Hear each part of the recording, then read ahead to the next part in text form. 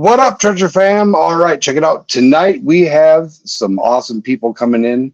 We got Gold Eagle and 403, but tonight's about the Conways, Tim and Bailey Conway. They were recently on America's Backyard Gold with Dave Turin, and they are coming up right now. How's it going? Hey, guys. Hello. So I wanted to talk to you guys a little bit before I brought up the other two. I got the old GPAA hashtag down there. I had talked to Tim a little bit about it, and I thought Bailey was my age. It makes me feel so much better that he's 15 years younger than me. So when I looked at him, I was like, man, that's some clean living. But anyways, can you tell us a little bit about your stance in the local GPAA? And yeah, just to give you a little background, I got involved back in the early 2000s. Actually, in 2001, I really got involved in gold prospecting by watching all the GPAA gold shows that were on TV. And I said, man, I've got to do this. And so I looked around, and there were no chapters in my area. So I said, well, let me see if I can organize a chapter, get it going. And that way I can meet some friends and find some other folks that are like-minded. And well, wouldn't you know it, I started a chapter back in 2001, and it's still going strong today. Nice. Very good. And so, Bailey, what age did you start going with your dad to the mine site? Well, we started, I would probably say around when I was 6. Yeah. He had a dredge back then, so we would go up to the rivers and get the dredge in the water. And then most recently, we ended up getting a highbanker dredge combo. So I like to do most of the shoveling now while he's in the creek dredging. Nice. Right on. So we can kind of tag team it while we're working there. Exactly. Yeah. So what type of highbanker dredge combo do you got? Well, we've got the new Keene 3-inch highbanker combo. Seems to work out really good. It's got a 6.5 horsepower motor on it, so it provides a tremendous amount of suction. I've always been under the disguise of bigger is better because you're going to move more dirt. However, as I've gotten a little bit older, bigger means heavier, means more work. So yeah, means I'm going to lug everything around. So I got to have a young buck to come help me do a lot of stuff. Yeah. So Bailey's getting workout. Exactly. Free labor. Right on. Can you summarize your experience you've gained in prospecting so far over the years, Tim? Yeah, well, I have to give everything to, a lot of kudos to the GPAA because, again, I knew nothing. Now, I feel like I'm a pretty advanced miner. I started out just like everybody else, give me a pan and a shovel, I'll jump down in the creek. The first times I went, hell, I was digging in the flow sand on the sandbars and couldn't understand why I couldn't find anything. And didn't realize I had to dig down and find bedrock. So, there's always a learning curve. After the pan, went to the sluice box and said, man, this is nice, but this is a lot of work. I need to find something where I can run more material, hopefully find more gold. So then went to a highbanker, had that for a little while. Then went to a 4-inch dredge, had that for a while. And then a 5-inch dredge came out, and I was able to pick that up. And I finished my first part of my prospecting using a 5-inch dredge. Okay. Very cool. We already got our first question for you. Our buddy John is over there in Georgia. Scrapyard prospecting. He wants to know how he can get a hold of you guys to be a part of it. Yeah, for sure. We invite anybody to come join, whether you're a newbie or if you're an advanced prospector or a rockhounder, a metal detectorist, you name it. If you've got any type of a hobby, that comes into looking for rocks or looking for gold, we're the guys to come do. And Bailey's got the website here. You can always find us. Yeah, if you go to augustagoldclub.com, it gives you all our information about when we meet, our monthly meetings. It also pops up with a subscribe button so you can get on our email list. We try to do every month kind of a rundown of what's been going on in the chapter, events coming up. If you guys click the description, we've got their link tree for the Augusta Gold Club pinned down in the description of the video. So that'll take you right to their link tree. Then you can find them on Instagram, you can find them on Facebook, or you can find them on their website. Exactly. And it's Augusta Gold Club for everything. You guys sound like you're well versed in, you've been doing it for a long time, and you know what's going on down there in Georgia. Have you ever had the chance to prospect anywhere else, like out in West in Colorado, Arizona, California, anything like that? Have you had that chance? Yeah, early on in my career, I went out to Duesenberg. I've always wanted to learn how to do some dry washing, and I spent a week out there at one of the early digs, and I really enjoyed that. Just a totally different, type of prospecting, but Exactly, I really liked it because I like that area up in the high desert and all like that, and that was really enjoyable. I want to try to get out and do a little bit more. One of my dreams, I'd love to go to Australia and hunt some of those big nuggets that they're always finding. And until this past weekend, I've always wanted to go up to Alaska to where I could dredge in clear water. Down here, we're in mud holes. Yeah. Going to Alaska, that's almost everybody's dream here. Yeah. So we do have some friends in Australia we might be able to hook you up with if you decide to go out there. Yeah, Awesome. Long trip, but seeing some of those giant nuggets they pull out, that's just a phenomenal experience, I'm sure. And then when we were down in, we went to the Golden Nugget down in Biloxi, and they actually had the giant nugget on display that they found in Australia. That's the world's largest. So that was really cool to see. Wow. Yeah. So our good friend Scuba Steve is actually from the Georgia area. He now lives in Ohio, but he wants to know if you've done any prospecting around the Pine Mountain area. Have not gone down to the Pine Mountain area. I was just this past weekend, we snuck over towards the Alabama-Georgia line and worked in a little creek over there. And, I was fortunate enough. I found a nice little 2.9 gram nugget, and Bailey will hold it up and show you here. But, I was quite impressed because normally all we find is some real small flower gold and things like that. So Tim, I got a question for you. That is nice. Are you going back? Oh, That's, I've already told my wife it was a quick day trip for us, up at 5 a.m, and we hit the road and dredged pretty much all afternoon and jumped in the car and 3 hours back. I told her I'm ready to go again, even though I'm sore today. Well, we don't live that far away. We might have to join you. There you go. That might be goldfever right there. But it was just amazing. You were asking about all the areas. Yeah, a lot of people, all they think in Georgia is the Dahlonega Gold Belt, and Bailey's got a little map here that he'd love to show you that he pulled off, and kind of give everybody a feel of actually in that dark diagonal lines, that is the belt running up from North Carolina all the way down through to the Alabama line. And over in Augusta, we have a little slight gold belt that runs from Saluda, South Carolina to Edgefield, South Carolina, over to McCormick and Lincolnton, Georgia.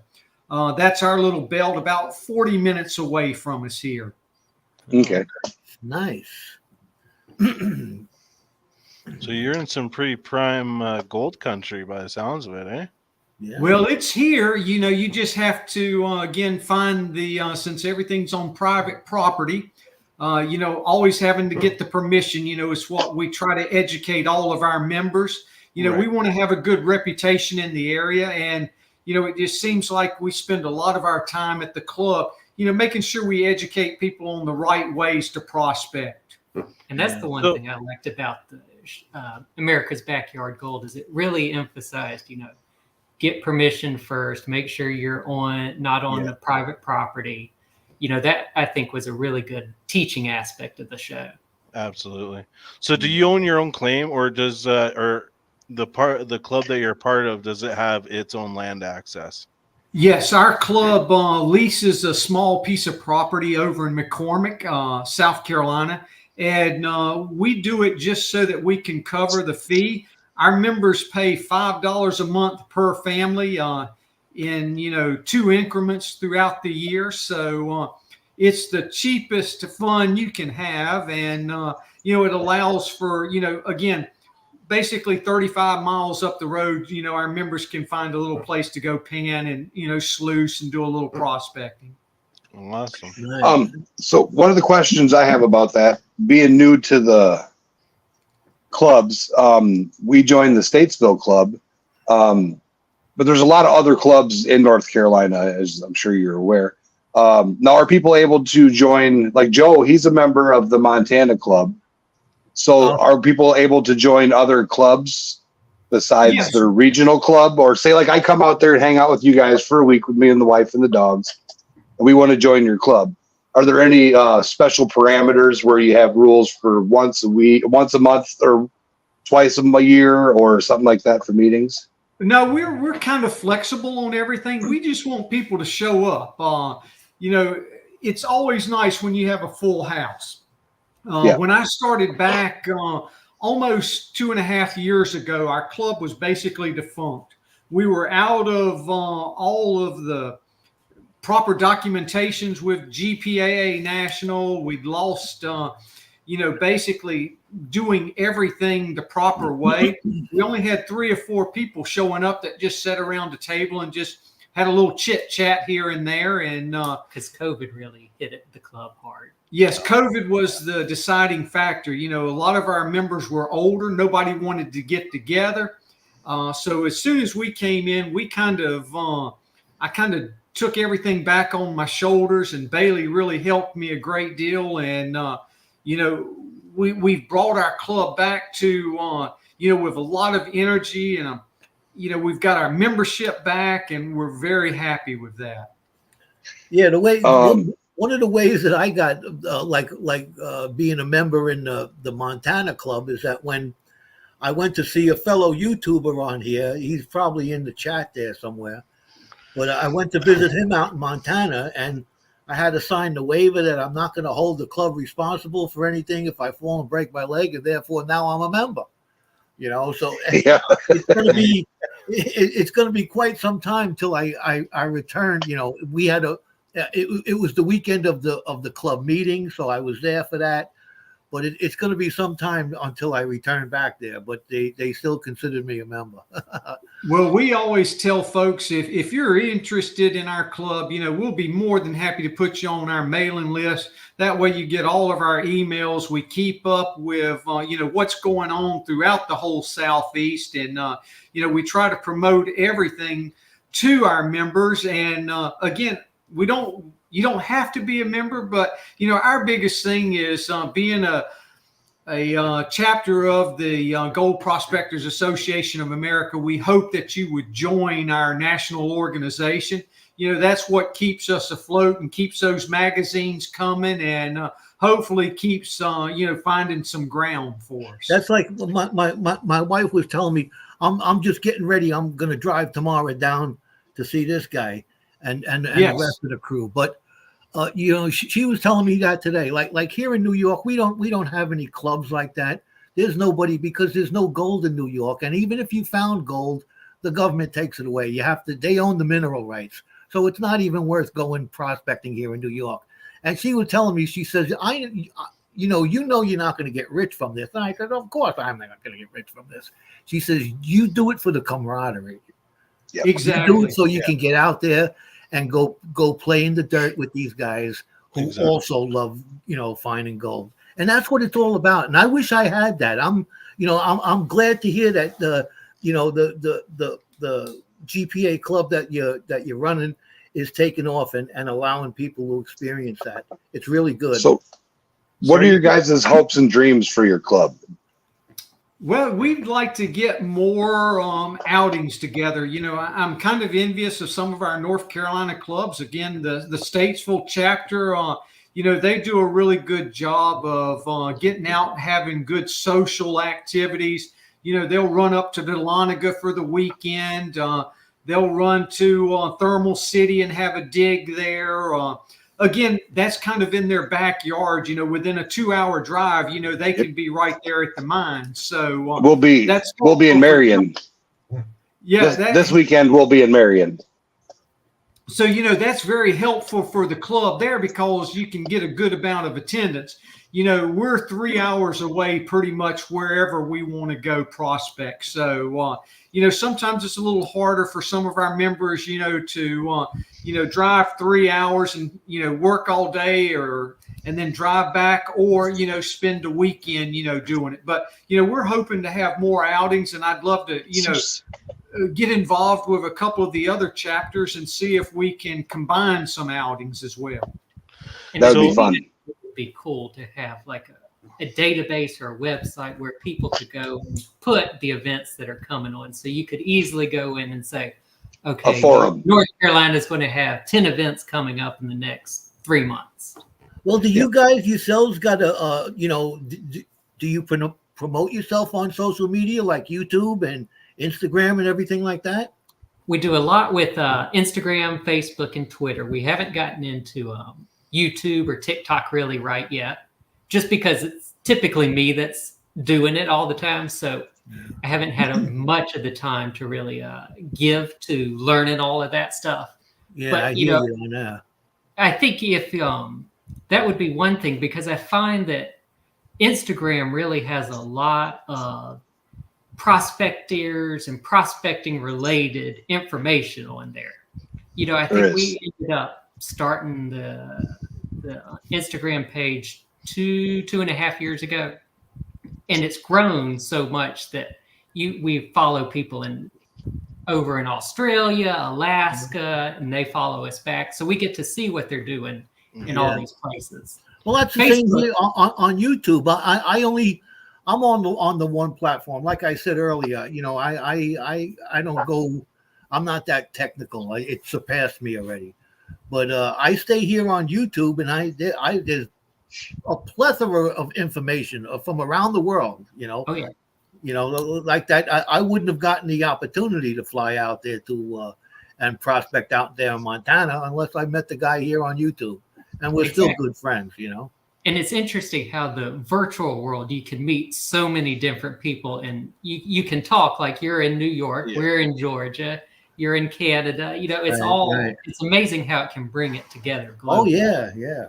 Which brings me to another question. Like, with your meetings down at the GPAA in Georgia, would you guys consider members from different states or countries to join virtually?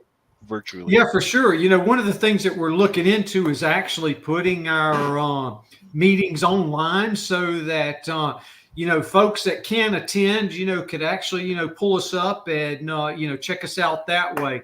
Again, anything that we can do to grow our presence.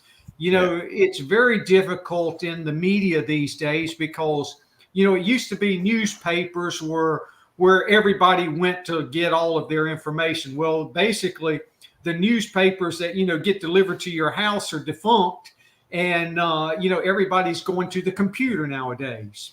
Yeah. Yep. Yeah. So we got another question. So is Gainesville a good area to do some prospecting? Yeah, that whole area, Gainesville, anything up around Lake Lanier, above, you can actually, back when the Masseys were doing gold fever, they actually went into the city of Atlanta and found gold in one of the creeks right there. And again, it's all flowing down all from the mountains up in Dahlonega, but all through the Gainesville area, up through Aurora, up to Dahlonega, all through that area. Pretty much any creek you're going to go to is going to have some type of gold. We've just met a friend that was on the America's Backyard Gold with Dave Turin as well, and he even found gold in one of the creeks right there beside the Georgia Stadium there in Athens. Wow. That's Nice. crazy. That's pretty cool. Yeah. So, other than gold, what are some other treasure hunting activities you guys are getting into down there in Georgia? Well, I enjoy metal detecting. That's my Metal my detecting. fun thing to do. Right on. Yes. All right. What's your metal detector? What are you swinging? We have a Nokia Simplex. Nokia Simplex, a gold monster too. Gold Monster 1000. Nice. Very nice. But you know, like so many members of our club, most people don't have just one detector. They've got 2 or 3 detectors. You're always looking for the latest, greatest, and who's going to go deeper and things like that. One of the things that we're looking forward to this summer is we're going to try to have a little dig with our club. That way we can try to get out and teach some of the young people, how to metal detect and what to look for. And, we're always looking at ways that, we can help our membership to learn more ideas and, to get more people involved. Yeah, it really sounds like you guys are trying to pass on the knowledge to the younger generation, which I admire. Because we really need it, because that's what's going to carry us to the next generation. As Jericho was saying earlier, a lot of people are aging out of this hobby, and we've got to bring the new folks in. Our club is doing a lot of outreach with a lot of homeschool science kids. We've got an event coming up actually in about a week and a half, where we're going to have like 75 homeschoolers at a science fair, and we're going to teach them how to screen for gems and do gold panning demonstrations. With gold on that rise at 2,300 an ounce, we really can't sell gold bags for the kids to use, but we're going to let them pan some of our actual gold. That way they can find something. Nice. Awesome. Nice. Right on, you guys. Prospecting 406 says, come visit the treasure state. We'll show you some nice minerals. He's actually going to be on episode 8 of Right. America's Backyard Gold. Yeah. Well, and Jericho, things that you're doing like this is what we need more of. Yeah. I have been fighting with, not really fighting with the GPAA, but I'd like to see them become a little bit more technical savvy. Yes. My big thing for, I think, the growth of our industry and our recreational prospecting is, I would love to see that we had some type of an East Coast office here, because I think a lot of times they don't hear quite all of the issues that we're having on this side of the coast.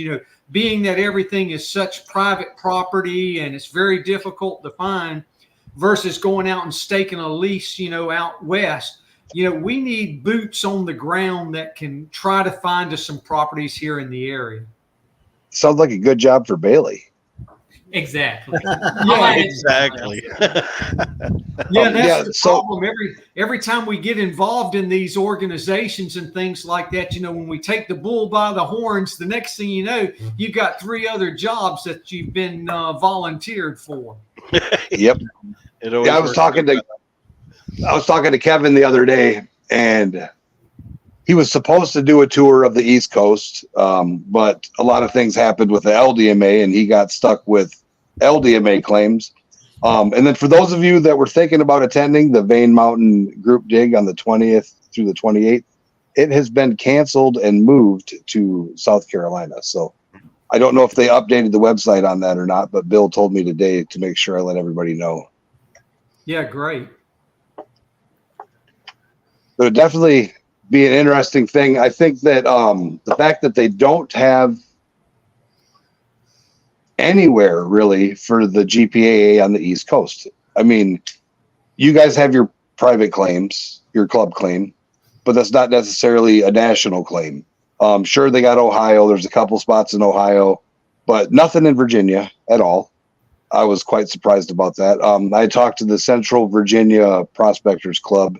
They have their club claims, but there's really nothing. And we want to travel to all the cool spots. I mean, we can go to Alabama to to visit Phyllis, I believe, over in the Alabama Gold Club camp. Yeah, Alabama Gold Camp. Yep.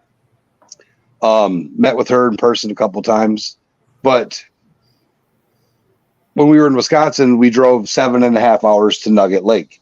I don't know if you've heard of Nugget Lake. There was a meteor strike there and a gold deposit, and it's one of the best places in Wisconsin to get gold. Oh, wow. So, but it's a 7.5 hour drive north. That's terrible. You go up, dig for 6 hours, and it's a 20-hour day. Yep.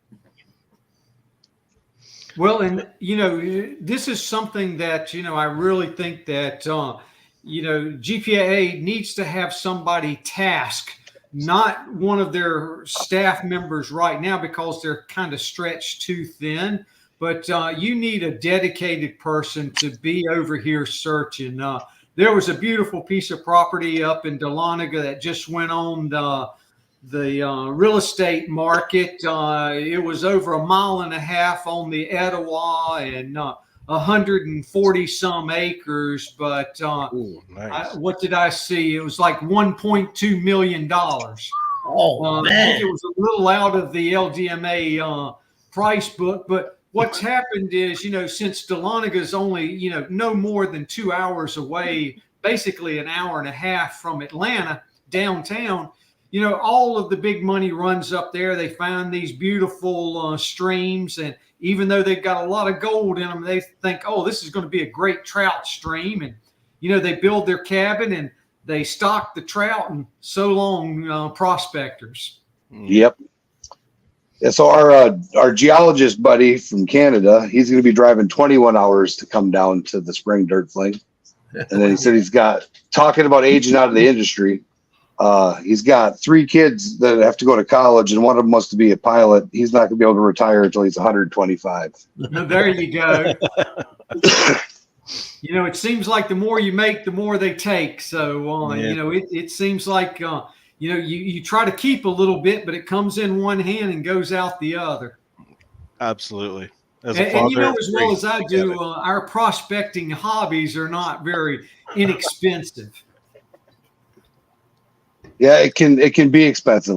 That's for sure. I just went and looked at all the pretty stuff Bill's got at the shop today, and I was like, $4,000 for that, $1,500 for that, $3,000 for that.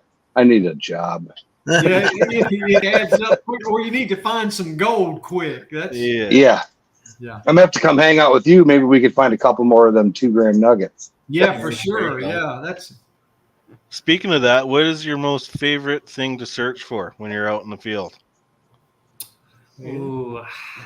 To me, I love finding like Civil War relics and that type stuff. Nice. I've always been fascinated with history. That was my favorite class, in high school and college. And it's interesting, if you go in a field and you find some of these bullets, you're like, well, what were they doing here? And you can find, go and research and see, who was fighting, what battle took place. Or, Right. you go to a homestead and you find like all the nails and what people were discarded in their trash piles. And it's just fascinating to look at the history back then.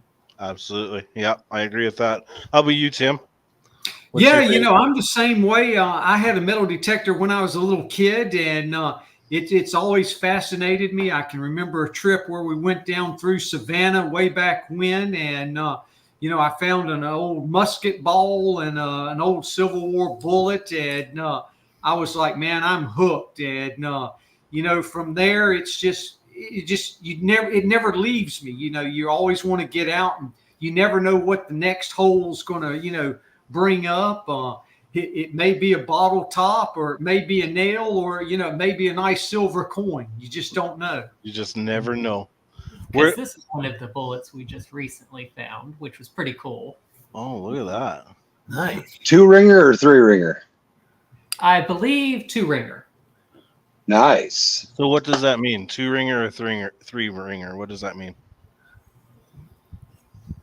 Different forms of bullets that they would use. So it helps identify what you can, what type gun it went to. Yeah. Or what type So on the bullet, there's rings, Travis. Oh, never knew. So there you go. What is your most treasured find? Bailey, what do you think's the most treasured find?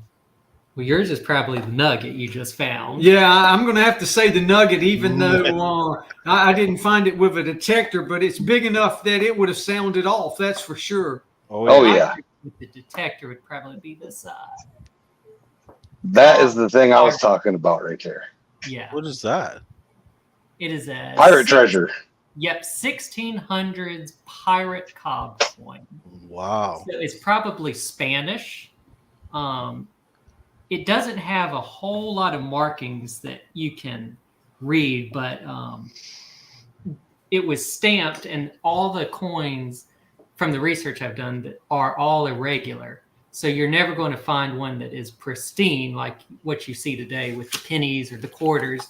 Right. They're all going to be different sizes, shapes, rough edges, because they just did it by hand. Right. Yeah. Where is your favorite place? Sorry. Go ahead. Go ahead, Trav. We were asking the same thing.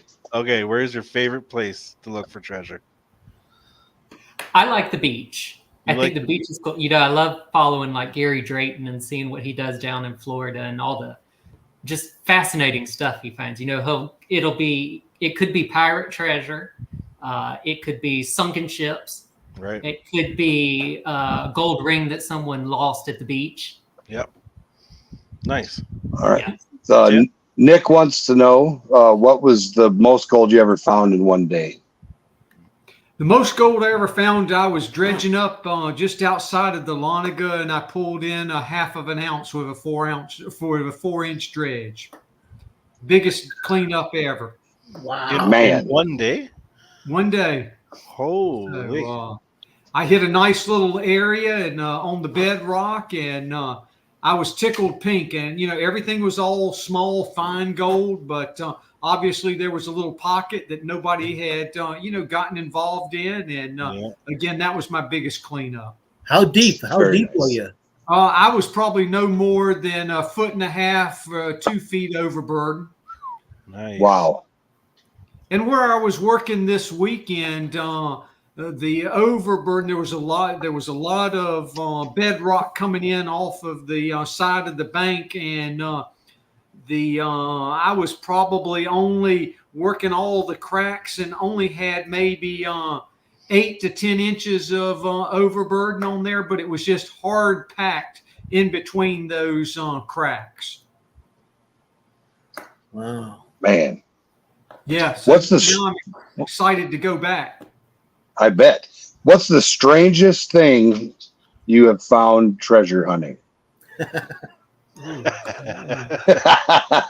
that's a be good honest, question. guys. Be honest. No, you got to be honest, because some of us have found some pretty strange things. Yeah. I want to say is probably we were detecting in our backyard, and we found this old radiator cap to an old car from probably like the 20s or 30s, and we don't know why it was there. There was nothing else around it. We don't know anything else about it.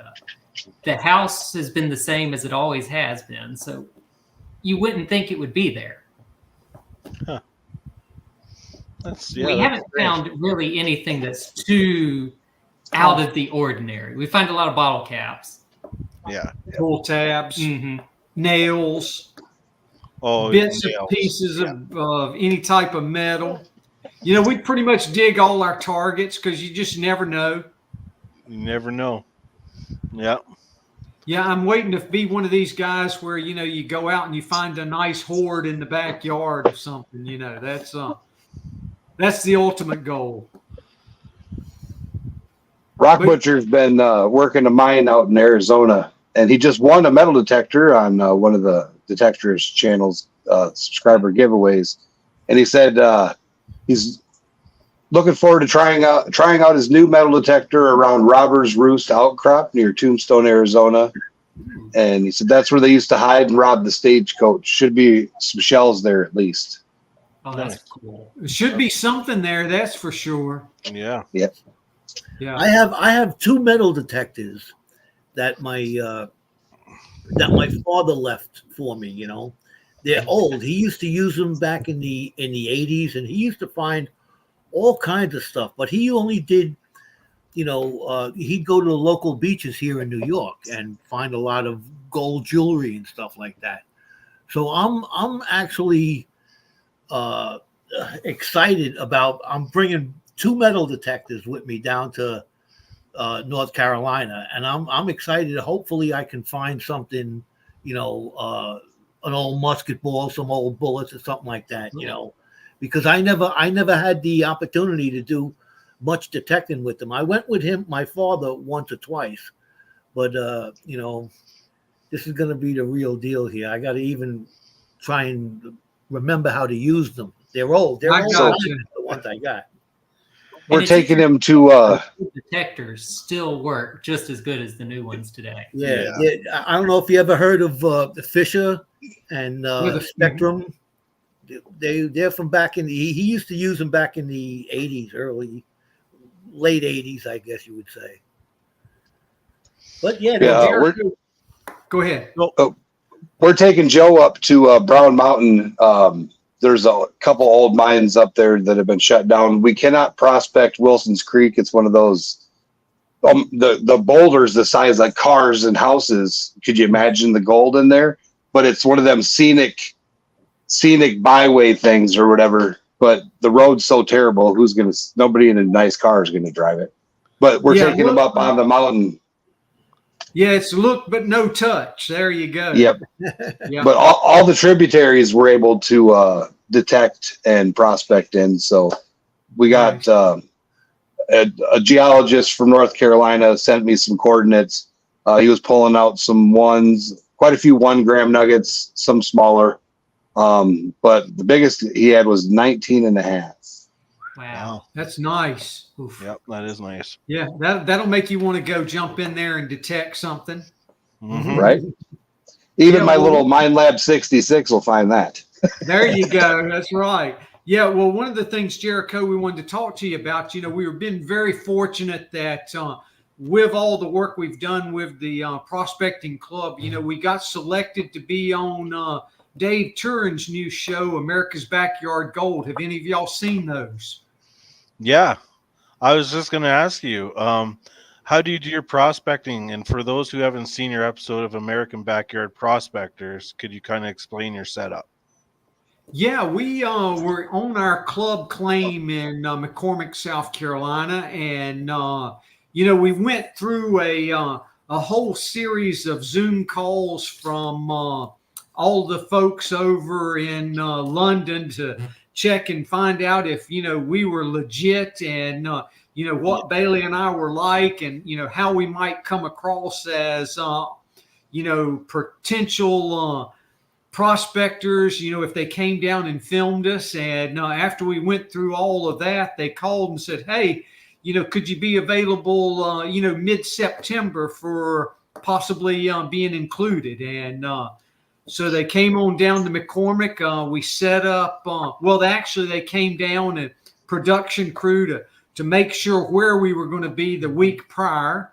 And they wanted us to put in our highbanker because they had not filmed anybody using a highbanker dredge combo. So we got that down in the creek, and they showed up, and you know, there were a total of 9 of them in production. Yep. You know, it was a full-blown affair, which you know, they had a couple of sound people, 3 or so camera guys, A drone. They had a drone that was really cool coming down the creek, you know, giving some unique shots. A couple of production people, a still photographer, and A sound and audio person. Wow. so Nice. you know, we were all hooked up and we were ready to go. So, you know, it was quite an experience. And Bailey's got a couple of photos that kind of show us down in the creek working here. Yeah. You know, again, our creeks here in the south, they're not very clear like, you know, a lot of the mountain creeks up in the mountains, but, you know, we kind of do a lot of dredge filling by hand. You know, you can't see the bottom, so you just kind of fill around with your hands so you can feel, you know, when you've hit the clay layer, the bedrock layer there. And, you know, we spent about a 6-hour day, you know, doing multiple takes and things like that, and did a little cleanup, found a little gold. So we weren't skunked. That was our main thing. That you weren't skunked. And- There you go. And speaking of your cleanup, can you tell everybody how you do your cleanup and what's your cleanup process? What do you use? Yeah, on something like that, we use what we call a little bucket sluice. It's you know, kind of basically it's a 5-gallon bucket with a little water pump and a little mini sluice on the top, and we just run our concentrates right at the top, and works just like basically a little small stream sluice, and you know, gets all the heavies and basically leaves you just a pan of material to pan out, and much quicker than, you know, sitting there and doing, you know, 30 or 40 pans. As we can see, Joe says it looks familiar. That's our little trick. That's your little trick right there. How do you power your pump? How do we power the pump? Yeah. Oh, we just got car battery. we've got a little car battery that we use, and we just charge it up, and it'll basically run all day on that little pump. I have So this. this is what Joe uses for his. Okay. This is It's a little more compact than our heavy battery, but this runs on a 18-volt 6-amp lithium ion battery. So you can charge this up. It attaches like that, and you plug in on top your your pump, and Very you can nice. adjust everything with this. Oh, that's cool. Yeah, so last year we took that down and used the large Geo Sluice highbanker for almost 6.5 hours, and it didn't even use one bar on it. Wow. That's cool. Yeah, it's Yeah, quite it the works. setup. It works really nice. I use it on. I seen you in the video. You had this little Geo Sluice. mm-hmm. Yeah, I use it on that, and I also use it. I have another sluice built by the guy that I went to see out there in Montana for cleanups, and with that little pump that the little bilge pump, it'll run it for hours. You can even use that down at the on site on a mini highbanker. It works. We did that. And we found it's a lot lighter than the car battery. So Bailey, you should look at your dad and say, I wouldn't have to carry a car battery. Exactly. Less work for me. Yeah, you know, we bought that Save that little for Geo Sluice up at the last Golden Treasure show up there outside of Charlotte a couple of years ago. And, you know, I surely do miss those shows like that, because there's nothing like going where you can touch and feel everything that you want to buy. Yeah. And that was another thing I was going to talk to you guys about. I know that the GPAA isn't trying to push shows, but local clubs are able to push shows. So are you guys going to have your own gold show this fall, this winter? Well, I don't think that there's a possibility that our club could put something on there ourselves. Just way too much, you know, financial responsibility and time constraints. You know, right now getting the club back, I basically self-fund the club, and, you know, to get it back on its feet, you know, get all the raffle items. You know, we don't want to do things halfway. You know, if we're having a raffle, we want quality raffles. You know, I don't want to stick just a screwdriver up there as a raffle. So, you know, we've been very fortunate that we have Croissant Mine up in Dahlonega that has been a big help to us. You know, for us, they're one of the largest prospecting stores on the Southeast besides Carolina prospectors. And, those two guys and gals up there, they do just a phenomenal job reaching out to all the local prospectors because, they have all the equipment in stock. It's a fully stocked prospecting store. Whereas now everybody wants to go on Amazon. It's sure nice to help the mom and pop stores out. It is. And that's something we as a group we like to do, shop local. And I guess if you've seen any of my videos, I promote Bill every chance I get. Bill has been, like when I started, I like to research before I put money into something, especially prospecting stuff's not that cheap. So I called Bill and I talked to him for half a day, and I got questions, lots of questions. He's like, well, I got time. Go ahead, ask me.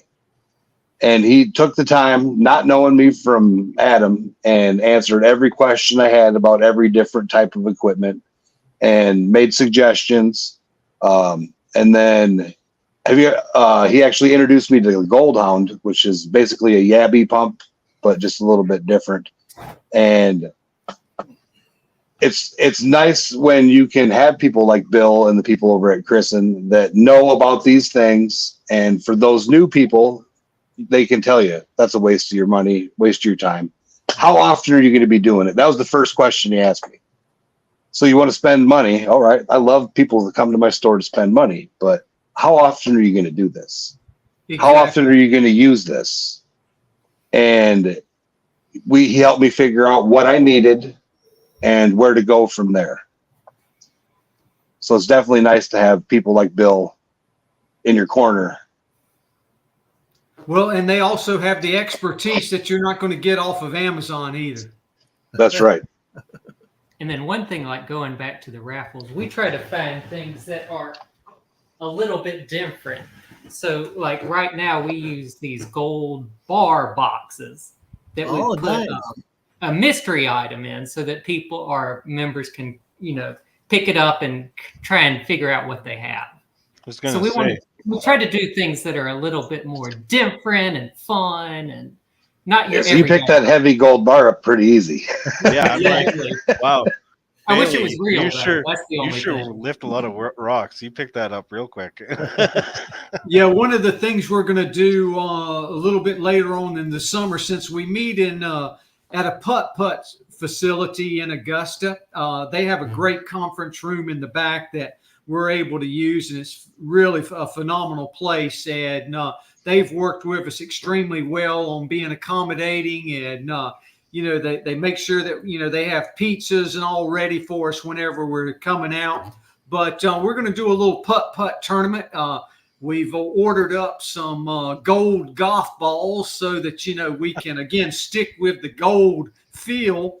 And, we're just going to have an evening of playing putt-putt out there with a bunch of prizes and special treats for everybody. And since we're here, we'll probably, instead of doing the green jacket, the winner will take home the golden jacket. There you go. There you go. Right on. We're always trying to find things that are a little bit unique and different. You were talking about our national organization, and one of the things that we wanted to try to do is do something like this at one of our meetings where we actually have national on the other end, and maybe talking about things that maybe coming down the pipe, or things that they're trying to do, or maybe let's just pick a topic that those guys they have all the knowledge out there, and a lot of times we don't really know what's happening in the organization. Yeah. Speaking of sharing some knowledge, what are your suggestions for new prospectors? Well, first off, I think you got to see if there's a club nearby you, and first thing, try to get involved, because all of our guys, ourselves included, we want to help everybody. I might not show you the honey hole, but I might get you close to it, and then you can do your research and find out. But, we help a tremendous amount of people, that come to our club each month that have never prospected before. We typically bring a tub with some real gold and things like that, so people can actually, pan for the first time and, see what it's like. Everybody says, well, what does gold look like? I always tell them it looks exactly what's around on your finger right there, like your wedding band. It should look just like that. If it floats or if it looks silvery, it's not gold. And, once they actually see gold for the first time, you don't forget it. And that's one thing I think about with Dave's new show here is it's a great tool that we can point people that are interested in prospecting, because it shows a wide range of tools, different ways people prospect. I think on this last one with South Dakota, he's just out in the creek using tarp and some rocks. Yeah. So he's hanging out with Rattlesnake Randy. He's one of my friends from up there in the South Dakota. He taught Ozzy Osbourne and his son Jack how to pan for gold. Now, if that's not a cool story. That's a cool story. Yeah, he was a character on there. We really enjoyed him. Randy's that way in real life. How was meeting Dave Turin and hanging out and showing him around your mine site? Yeah, he was just tremendously outstanding to work with. Very down to earth. He didn't put on any pretentious airs or anything like that. Even though he has a hell of a lot more experience than what I do. He talks to you like, you're the average guy. You're not up on a pedestal, or he's not up on a pedestal. Nice. He shows up, he introduces himself, and, we had great conversation, through the whole time. He seemed very genuinely concerned, with the health battle that I had a few years ago. And, he's very happy that we've got a father and son out doing a little prospecting together. And, he was saying, I don't know if you noticed in the show that, he and his father may not have gotten along quite the best. And, he kind of has some regrets on, not spending more time. And so, we are kind of fortunate in that, we do spend a lot of time, not only on the creeks, but Bailey works at our shop with us. So my wife runs the shop. Bailey and I work in the shop. So we're a family affair there. That's awesome. No, and you brought it to another. Oh, go ahead. There you go. That's what I was going to ask you. So you guys have met Dave a couple times, though. We have. This was our second time. We met him, I bet back in 2016, 2016. He had come to our area for a home and garden show. And our club was, that was when I was out of the club. But he came in and helped, teach prospecting to about 500 folks that came through over the weekend. Wow. Sweet. And again, he took the time to take every picture with us. And, Bailey being the artist, he had to come up with something unique. And he has a little Lego figure that travels the world and dresses up and has all the accessories. And he presented Dave his own little minifigure prospector. Really? Oh, that's cool. And of course, Dave had to sign it and all like that. So, and we also gave everybody in the production crew one to take back. And, they were very appreciative of that. That's really cool. I love that. But yeah, it was just so nice working with him because, he just acted like one of the guys, friend that you've known for however many years. It's, there wasn't any of this, I'm from TV, I'm from Gold Rush. He's just genuinely a really great guy. And then, Tim, you had mentioned your heart attack. So as someone that lives with adverse health conditions or disabilities, how can you suggest they pursue treasure hunting? Do you have any tips for them as far as... You were talking, I believe it was Travis or Joe that, Joe that was said that, he started out as a postal prospector. And I thought that was just a great term because, I've never really heard of that. All we ever hear about is, the guys that sell the pay dirt. And we're fortunate that we have one of our members in our chapter, Michael, that he has a company called ipanforgold.com, and He's got some good dirt. His pay dirt bottles that he has here, and he got involved in it because he found that there was a lot of people that can't always from maybe a physical standpoint, or some type of a disability, they can't get down in the creek and search where the gold is. Yeah. So he came up with the idea that he was going to start selling pay dirt to these folks, and they can have that eureka aha moment when they pan at their own house. And it's been great for us learning about this, that you only think that just the novice prospector is buying this, but it really opens up the doors to all of the people that are using this, whether they're handicapped, maybe they live 12 hours away from the closest gold area. Yeah. They can pick up the phone and call up and get a gram or a half a gram, or if they want to spend a little bit more money, they can go up to a half ounce or an ounce if they'd like. And they can work on that for a weekend or a week, panning that process out. Right. And not only that, we find that people do the mail order, but they also go to like the Croissant mine and buy the pay dirt there. We got a couple of our members that take up a trailer and fill up the back of the trailer, so they've got something to do all winter. Yep.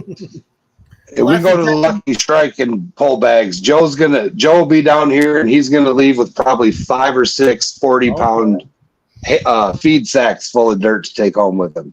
What you described was exactly how I got into it. I've been watching the Gold Rush shows all along, and I really wanted a pan for gold, and I finally bought some pans. I bought some pay dirt, and now I got a whole bunch of pay dirt back there. I still gotta go through, but I kind of still do that basically. I don't get a chance, but maybe once or twice a year to go like with these guys down here. But it's you still got that eureka moment, like you said, when you're panning at home down in your basement. Yeah, well, we've never really bought any pay dirt, but Bailey, he's a collector of any type of memorabilia. So do you have your little bag in the back? He ended up, we watched the Bering Sea Gold all the time. So Emily, did he get an Emily bag? Heroica was selling dirt. And of course, he had to go ahead and order a little bit. And the nice thing about this, it's got a see-through back, so you actually see the gold you're getting. There you go. The only thing is it'll never get panned. It's going up on the shelf, with some mementos there. Right on. That's like us. We just had a week or two ago, we had a guest up on the panel here from Gold Rush Whitewater. Yes. Kayla Johansson, and this is one of her pay dirt bags that I had to go out and order. There you go. Not only that, she's got it. She autographed it for you too. Yep. There you go. But talking about these shows, Gold Rush, I think that's really, those type shows have really captured the public's attention with gold prospecting. Oh yeah, it captured mine. That's how I got into it. Yeah, and it's continually going now. So I think it's like in its 15th season or 16th season. 16th season. It shows that there is still a bunch of interest now. 4 spinoffs. Exactly. You got Gold Rush White Water. You've got Dave's new show. You got The Lost Mines. You got Todd Hoffman coming back with another show. Exactly. Yeah. Yep. We've been talking to Todd and a couple of his crew, so hopefully you have a lot of spin-offs in Australia also now. Yeah, because Parker went out there and went down to South America, and Yep. You got we had hunters and you name it. There's something somebody's collecting someplace. That's just We had Mel Hollywood from Aussie Gold Hunters. She came up on one of our shows last year. We'll have the Pretty Prospector May 4th. She's on one of Australia's new gold prospecting shows. Awesome. It's pretty cool how Discovery Channel helps people discover new things. You get to learn new stuff vicariously through them, and then if it spurs you, like it did me, spurred Joe, spurred Travis, it gets us into doing things, and I think that's a very positive thing. Exactly. Yeah, one of the things that Bailey and I thought has just been one of the best parts of Dave's new show is it shows, number one, you don't have to have a lot of equipment to get out there in the creek. You can get very basic. You don't even have to have any equipment.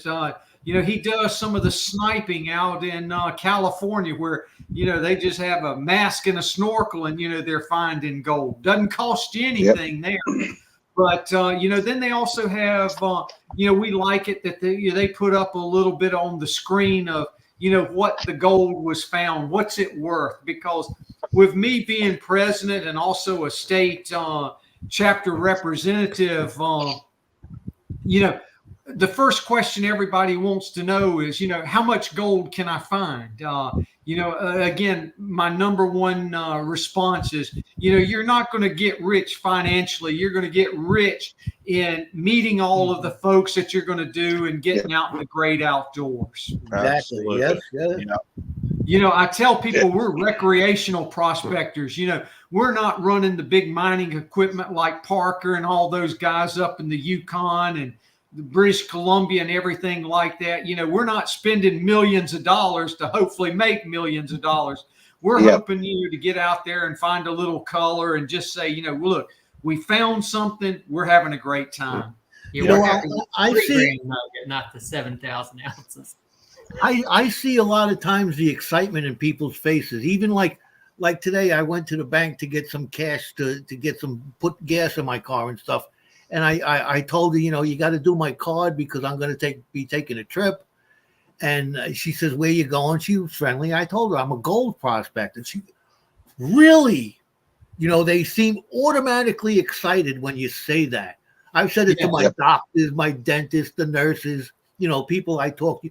Oh, you're a gold prospector. Oh my, Then I started telling them about the channel and how I find gold and pay dirt, and they're generally interested. So it's not a lost thing that we're chasing over here. Well, people are for sure. Yeah. And I think that's one of the things, like with our outreach events, with like the homeschool kids and everything like that, is when you show the kids the gold in the pan, they get all excited, their face lights up.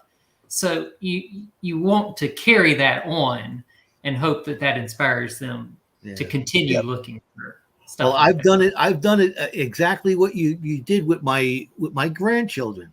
Mm-hmm. I bought them these little pay dirt bags that had a little bit of gold in it, had some gems and some polished stones Crystals. And everything like that. And I brought them the pans and everything, and they did it. They found their gold. They have their 2 little vials of gold that they're saving for when Grandpa brings us more pay dirt. They I love playing with the kids with it. That's great. So what their Christmas gift is this year? Oh yeah, it was. I brought them birthday presents, everything. They get pay dirt now. Love it. Yeah, one of the things you were talking about, one of the with gold and what it does to people and lights them up. We've started buying some of these gold backs that we give out at our chapter meetings and things like that. They're the smallest fractional unit of gold that you can actually purchase. That's legal tender. We now have 5 states that are sponsoring them, and hopefully more will eventually come on. But that's pretty unique when you hand somebody one of those as a tip or something like that. First off, they have no clue as what it is, but then once you tell them and explain it, they're like, man, this is great. I'm not giving that up. Yeah, right. Yep. Nice. And they're decorative. They're very, very pretty. So do you guys have anything you'd like to touch on that we didn't cover? Anything exciting coming up for the club, for you guys personally? Well, we just hope that we'll have a little more prospecting time as the summer gets here. I will say the creek that I was in was a little chilly on Sunday. We haven't gotten up but to the 80s just a couple of times, but it's still dropping off in the 40s at night. So, it takes a little while for those creeks to warm up, and we're hoping to get back out pretty soon. Especially finding that nugget, I've got the itch to, jump right back in again. And let's go. Let's get in the car. Now I've got a bunch of friends that want to go with me. So I'll come from Canada. One thing we're looking forward to is going to the Gold Hill Bicentennial up in North Carolina. Yep, that's the last weekend in May, first weekend in June. Yeah, so I think we'll be the 20th annual Gold Fest. So they accidentally scheduled it the same weekend as the North Carolina Gold Foundation's event. Yeah, we saw that because we were like, you could hit up both of them at the same time, which would be a really cool weekend trip. You definitely have fun. They're talking about Lucky Strike will be hosting North Carolina's largest coin show that weekend as well. So it's going to be a couple hundred vendors. Obviously, got to have the vendors.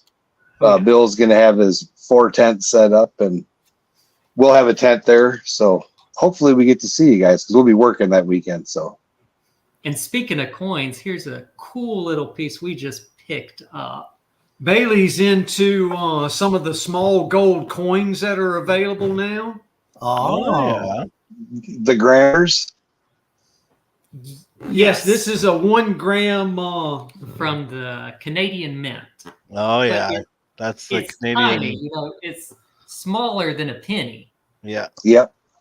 Yeah, people don't understand, when we start talking in the grams and things like that, we're almost talking like we're in the drug trade or something. And, first off, people start thinking, well, I've only found a half a gram or a gram or maybe 2 or 3 grams, or, I've got a nugget that's almost 2.9 grams. And, sometimes people start wondering exactly what we are, searching for. Yeah, we were in Bill's shop today, like I said, and a guy had come in and he had found just a huge ring, like huge gold ring. And he's like, can you test it? Can you, go test it for me? Bill put it under the XRF and it came back 14 karat with the weight of it. It was like $600 worth of gold. And the guy was like, well, it even fits. He was excited. But Bill said, yeah.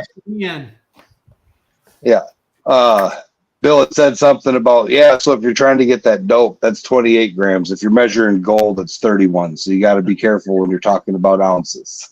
Yeah, for sure. That's right. That's right. Well, guys, I just can't thank you enough for, allowing us to come on and chat with you tonight. We enjoy, doing things like this, and, we learn a great deal. We meet a lot of great folks, and, we're all in this together. And, I just wish we could have more events to where, we do things like this.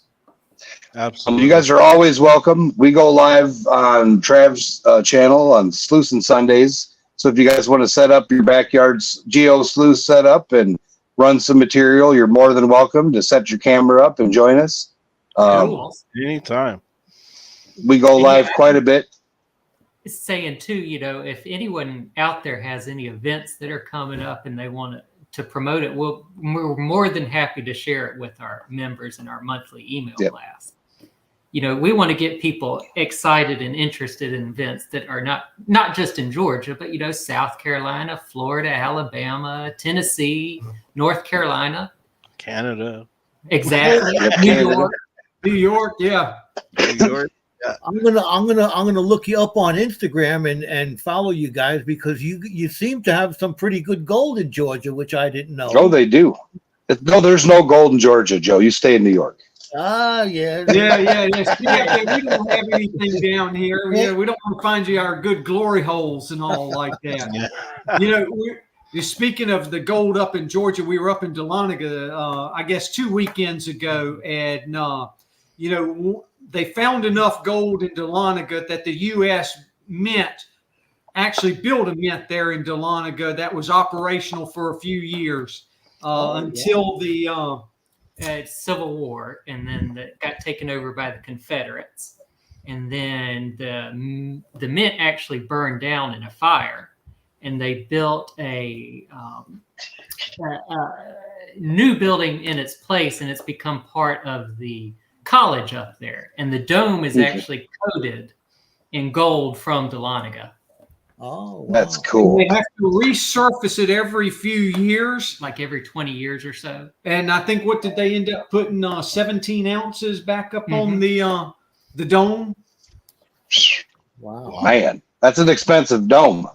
Yeah, for sure. But it always shines no matter whether it's sunny or cloudy. And then our Capitol building up in Atlanta has the same thing. And Really? I believe they That's cool. I got something you guys might be interested in. I live right not far from West Point on the Hudson River here, and they have a golf course right there at West Point, which is a fairly nice golf course, and I've played it a few times. But right outside of the entrance to the golf course is the mint, where they make all the gold eagle coins that are printed out from the West Point Mint.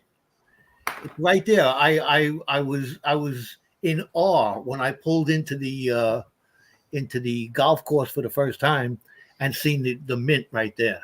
That's amazing.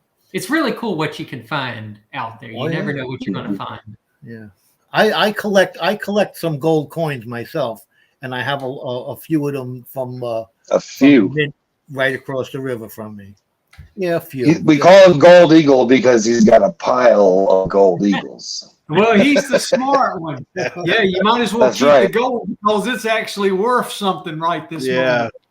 Yeah. Speaking of coins, we picked up this replica of the Dahlonega minted coin.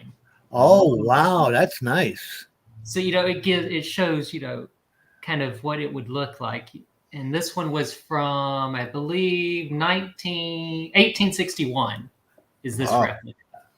And those Dahlonega coins that were actually minted in Dahlonega at the Dahlonega Mint are in high collectible. The price ranges, we looked at a few of them running, $4,500 and on up, depending on what key dates they were. Hence why I saw one. Bill and I were talking. I saw one. It was $45,000. Yeah, almost in mint, obviously mint condition, but it was just beautiful. But $45,000 for less than an ounce of gold, Joe. You numismaniacs are crazy. Yeah, well, that's why Bailey got the replica right there for $9.95. There you go. There you go. Right on. It was super nice to meet you, Bailey. It was really. Yep. You guys ever up in Canada? You're more than welcome to come to the claim. Oh yes. Well, you got people down in chat thanking you. Yeah, guys, we can't thank you enough for taking the time with us tonight, and it's been our pleasure for sure. Well, it's been ours too. It's been ours too. It's a pleasure meeting you. It's a pleasure talking to you, and I hope we can do this again. I don't want to I'm serious. I'm going to look you up on Instagram, but get over there to YouTube too. It's a whole nother platform. Yeah. There's millions of people that check out the prospecting videos on YouTube. So you never know. Perfect. I think that'll be our next big take on for the club. If I can do it, I'm sure you can do it. Bailey will have super awesome videos out there just like that. Well, thank you. Yeah, I tell you, one other thing, we're working on some new stickers for the club, so we'll make sure that we get some up to you there. I don't know if you've seen our new logo for the clubs, but we had two of them. One of them that Bailey came up with the playoff of Ooh. You know, the gold AU periodic is, you know, we're in Augusta here. chapter here. So we're trying That's to be nice. pretty creative. I like that. Yeah, very And good. so he's come up with another little sticker that, you know, says we've got gold fever. We got gold fever. Nice. That's right. And I'm definitely going to end up meeting them because I'm not that far away. So Yeah, for Yeah, sure. yeah, yeah. And if I come down to see Jericho, then we'll have to come down and see Tim and Bailey. I was tempted because you were talking about it so much. I was tempted. I got the map right over here, and I got it pinpointed to North Carolina. I was going to grab it to see how far Georgia is away from it. they are about 3 hours and 5 minutes away from here. Yeah. Oh, that's not bad. Yeah, That's Yeah, not y'all- far at all. We could. take We- a drive. Or Take a meeting. drive this weekend. Yeah, we You never need know. some new speakers, guys. Y'all would do a great job too. So yeah. We're definitely entertaining. We try to be, anyways. Try to. Hey, We think we're that's funny. what makes the world go round right there. We'll definitely connect more on Facebook, guys. I know you're on my Facebook page now as well. Cool. So Yep. we'll stay in touch because I would like to be connect on and join your club, but like virtually, I guess, because Yeah, well, Oh, yeah, we kinda far love away from folks me. like you. You bring a different take to our work. So for sure. yeah. Well, guys, again, I don't want to hold y'all up tonight. You know, I again appreciate you taking the time, and you know, it truly has been a pleasure talking to everybody. Yep. So if you guys want to stick around, we're gonna meet back. We'll go backstage where we were before we started. But YouTube, thank you guys for watching, and we hope to see you guys throughout the weekend. Joe and I are going to be live streaming from the big wash plant down at Lucky Strike. We've got a few different locations that we found that I have 5G, so I'm going to set up the hotspot, and then we'll be able to live stream from the creek as well. Thank you guys for watching. And again, thank you guys for coming up and sharing your experiences with us. We definitely appreciate it. And of course, my awesome co-hosts, they're always here, never fail. Appreciate you guys as well. No problem. Gold luck and heavy pants. Thanks for watching. Happy All fans, right, take everybody. care. Good night. Thank you.